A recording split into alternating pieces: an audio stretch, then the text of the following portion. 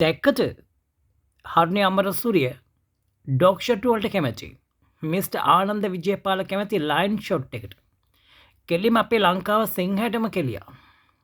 ඔන්න දැන් සිංහයා ඉන්නේ බඩ වෙලා. හොඳ වෙලාවට අපේ ලංකාව කැලෑවල් වල සිංහය නෑ. නැත්තම් මෝගේ බැල්ල වෙරි කරනවා ගෙදරට අවිල්ලා.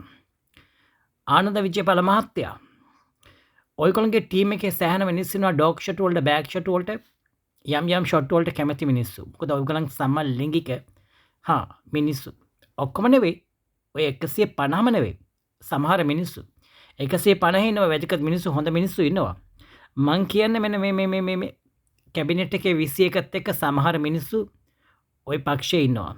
ඒගොල්ලන් කැමති හුඟක්ම උරව ගන්න ලෙව කණ්ඩ සූපුවකට බදාගෙන පොර ගන්න ඒවට කැමති මිනිස්සු.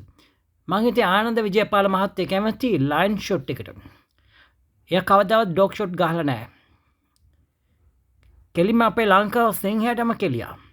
ඔන්න දැන් සිංහයා අනිත් පැත්තට බලාගෙන ඉන්නවා එන්න අමාරුවෙන් එන්නේ. ලැජ්ජාව වෙන්න ඕන දෙයක්. ඇත්තටම ලැජ්ජාව වෙන්න ඕන දෙයක්.